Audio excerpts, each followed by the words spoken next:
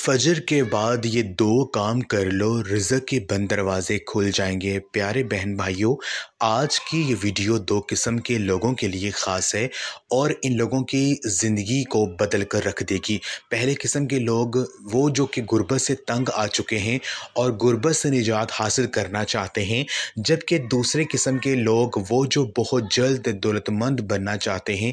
आज मैं आपको दो ऐसे कामों के बारे में बताने जा रहा हूँ जिन कामों को अगर आप फजर के बाद करना शुरू कर देते हैं तो कुछ दिन के अंदर अंदर आपके दिन बदलना शुरू हो जाएंगे और आपके पास इतनी दौलत और पैसा आ जाएगा कि आप खुद हैरान रह जाएंगे कि पूरी ज़िंदगी जिस दौलत के पीछे आप मारे मारे फिर रहे थे, लेकिन वो दौलत आपके पास नहीं आ रही थी अचानक से, बल्कि कुछ दिनों के अंदर अंदर आपके पास इतनी दौलत, इतना पैसा कैसे आने लगा।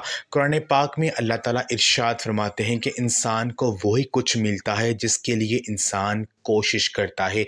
बेशक फिर किसी को कितना रिस्क मिलेगा ये इसकी किस्मत में लिखा होता है, लेकिन प्यारे बहन भाइयों, कुछ काम ऐसे होते हैं जो बहुत ज़्यादा बरकत वाले होते हैं और तकदीर को बदल देने वाले माने जाते हैं। और आज के ये दो काम ऐसे ही हैं।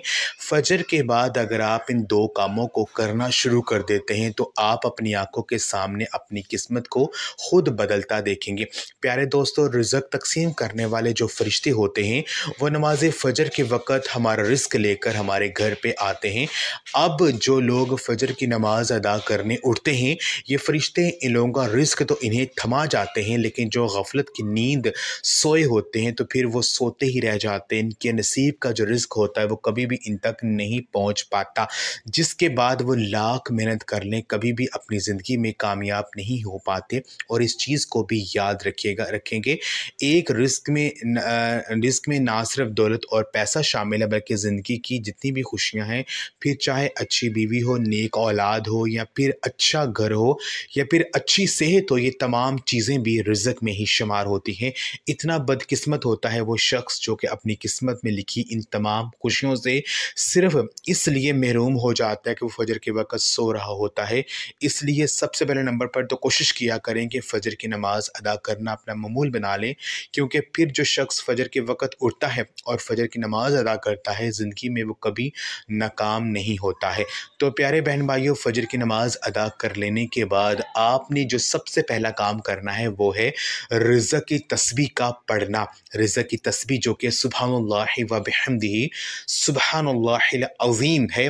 ये तस्बीह फरिश्तों की तस्बीह है। हदीस पाक में है, जो शख्स सुबह उठते ही इस तस्बीह को पढ़ता है, इसका विर्द करता है, इसकी किस्मत में इतनी दौलत, इतना पैसा आ जाता है कि लोग इसे देख कर रश करते हैं कि कोई इतना भी दौलतमंद कैसे हो सकता है। हदीस पाक में है कि एक शख्स हजूर पाक सल्लल्लाहु अलैहि वसल्लम की खिदमत में हाज़िर हुआ और अपनी गरीबी के बारे में आपको बताया कि मेरे पास खाने को कुछ नहीं है, जितना भी मेरे पास माल और दौलत था सब ख़त्म हो गया है।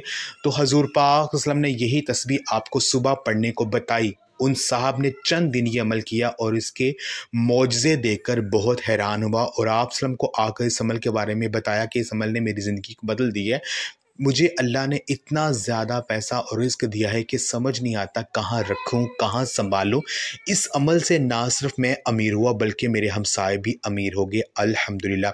पहले नंबर पर 100 बार इस तस्बीह का विर्द कर लेने के बाद आपने दूसरा काम ये करना है कि आपने अपने घर की छत पर जाकर परिंदों को दाना और पानी डालना है।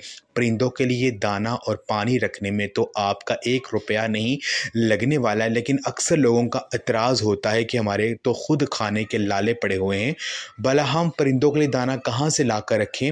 तो ज़रूरी नहीं कि आप बाज़ार से बाजरा ख़रीद कर ही परिंदों को डालें।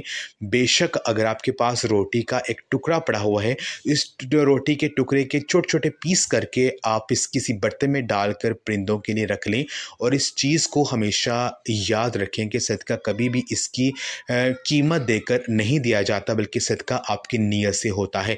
अगर आपकी नीयत है सदका देने का तो बेशक आप रोटी का एक टुकड़ा, छोटा सा टुकड़ा भी अगर आप परिंदों को डाल देंगे तो आपका सदका हो जाएगा। इस चीज़ को याद रखें कि फिर जो कोई भी परिंदों के लिए दाने और पानी का इंतज़ाम करना शुरू कर देता है, इस चीज़ को अपनी ज़िम्मेदारी बना लेता है कि मैंने हर सूरत में परिंदों के लिए दाने और पानी का इंतज़ाम करना ही करना है, तो यकीन यकीन माने फिर इसकी किस्मत अब ऐसे बदलती है कि इससे किसी चीज़ की कमी नहीं रहती। इसके घर में दौलत और रिज़्क़ की रेल-फेल हो जाती है। इसको वहाँ से रिज़्क़ मिलना शुरू हो जाता है जहाँ से इसने कभी सोचा नहीं होता है।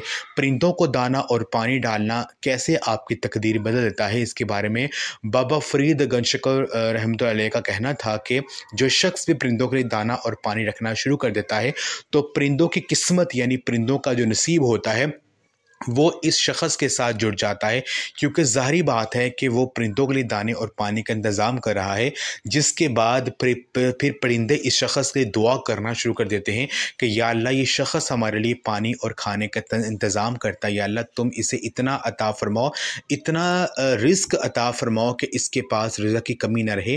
प्यारे बहन भाइयों, फ़जर की नमाज़ अदा करने के बाद इन 2 कामों को करना मामूल बना लें, यानी यकीन माने आपकी नस्लें बन जाएँगी। आपको कभी भी किसी के आगे हाथ नहीं झुकाना पड़ेगा और अल्लाह पाक आपका हर काम गैबी तरीके से पूरा करेगा और घर में रिज़्क़ और दौलत कभी की कमी नहीं रहेगी। तो अगर ये वीडियो आपको अच्छी लगी, इस वीडियो को लाइक करें और कमेंट में अल्लाह पाक का कोई भी एक नाम, प्यारा सा नाम ज़रूर टाइप करें।